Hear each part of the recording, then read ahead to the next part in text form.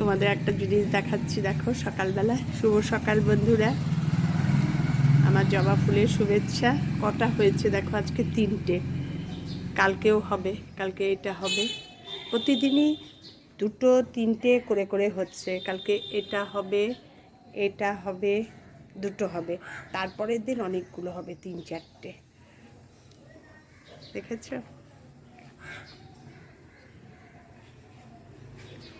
সকালটা শুরু করলাম আমার গাছপালা দেখিয়ে, আমার জবা ফুল দেখিয়ে। এবার রান্নাঘরে রান্না আরম্ভ করব।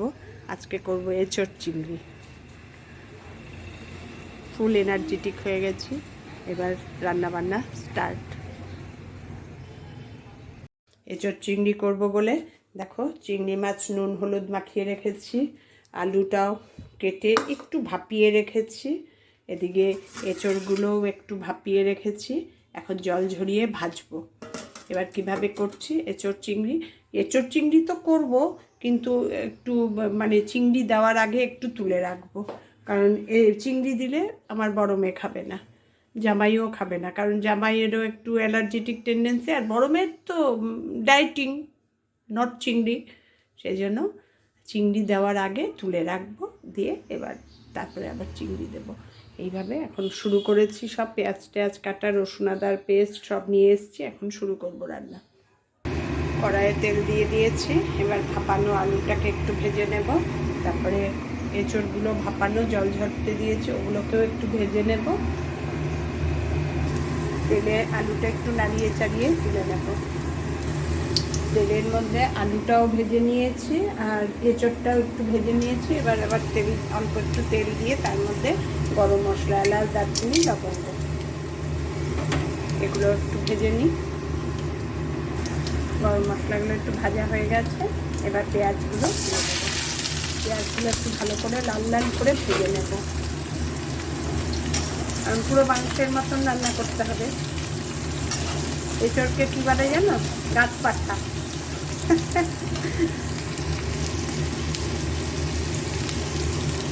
পেঁয়াজটা একটু ভালো করে ভেজে নিই, তারপরে দেখাচ্ছি। পেঁয়াজটা একটু ভাজা ভাজা হয়ে গেছে, খুব কড়া করেও ভাজবো না, মোটামুটি। এবার এর মধ্যে দিয়ে দেব রসুন আদা কাঁচা লঙ্কা পেস্ট।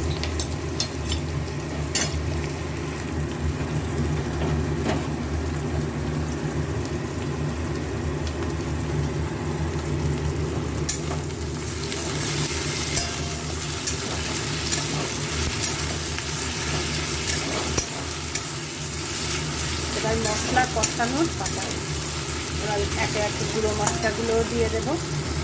দিয়ে দেবো ধনে জিরে গুঁড়ো, দিয়ে দেবো হলুদের গুঁড়ো, আর দিয়ে দেবো কাশ্মীরি লঙ্কার গুঁড়ো। আমার এই ধনে জিরে গুঁড়োটা এত ভালো লাগে না খেতে, মানে এত সুন্দর একটা গন্ধ হয় না, আমি এই জন্য এটা ছাড়া আর কোনো কিছু রান্নাতে কোনো কিছু দিলে কিছু টেস্টই পাই না। এবার এটা একটু ভাজা ভাজা হোক, একটু জল দিয়ে দেবো, তাহলে ভালো কষানোটা হবে। একটু জল দিয়ে দিয়েছি, জল দিয়ে দিলে কী বলো তো, কষানোটা খুব ভালো হয়, লেগে যায় না।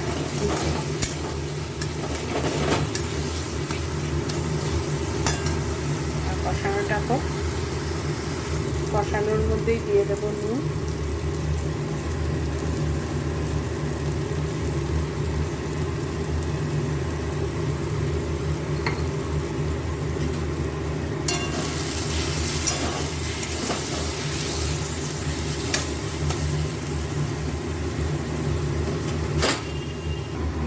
এবার 2টো টমেটো পেস্ট করে রেখেছি, টমেটো পেস্টটাও দিয়ে দেবো। টমেটো পেস্টটা দিয়ে একটু নাড়াবো চাড়াবো, যাতে টমেটোর কাঁচা গন্ধটা চলে যায়। তারপরে যে এঁচোড় ভেজে রেখেছি, আলু ভেজে রেখেছি, ওগুলো সব দিয়ে দেবো।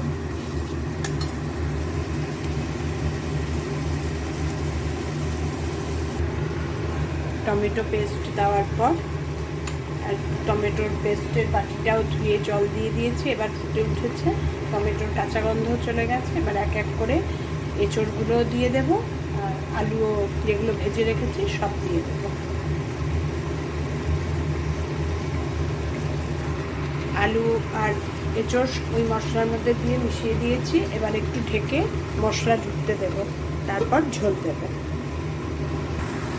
এঁচোড় আলু দিয়ে কষানো মোটামুটি কমপ্লিট। এবার ঝোল দিয়ে দেবো, দিয়ে রেখে দেবো।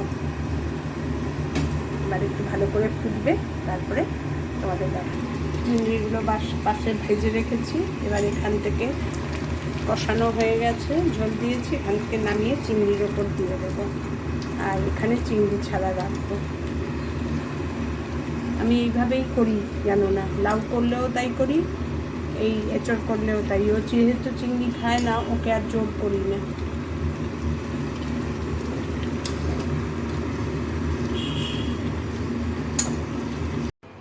এঁচড় রান্না করতে করতে হাঁপিয়ে গেছি, তাই ফিনিশিংটার খেয়াল নেই। গরম মশলা আর ঘি দিয়ে নামিয়েছি। এখন এই কড়াই থেকে নামালাম। এটা চিংড়ি মাছ দিয়ে করেছে, আর এটা ভেজ মানে কি চিংড়ি মাছ ছাড়া, পেঁয়াজ রসুন দিয়েই। এটাই চিংড়ি মাছ, এটাই চিংড়ি মাছ নেই। এঁচড় চিংড়ি এটা, আর এটা প্লেন এঁচড়, এমনি চিংড়ি ছাড়া। এঁচড় রান্না করে দেখিয়ে দিলাম। তোমাদের কেমন লাগলো আমার এঁচড় রান্না? পুরো প্রসেসটাই দেখিয়েছি। আমি প্রেশারে দিইনি, একটু ভাপিয়ে নিয়েছি এঁচড়টা। এইভাবে এঁচড়টা করে খেয়েও, আমরা ফার্স্ট দিনই খেলাম এই ইয়ারের, এঁচড় চিংড়ি দিয়েই স্টার্ট করলাম। কর্তার শখ হয়েছে এঁচড় চিংড়ি। ঠিক আছে, তাহলে আজকে ভিডিওটা এখানেই শেষ করলাম। তোমাদের যদি সবার ভালো লেগে থাকে আমার রান্না, লাইক কমেন্ট শেয়ার করে দিও। টাটা, তোমরা সবাই ভালো থেকো, সুস্থ থেকো।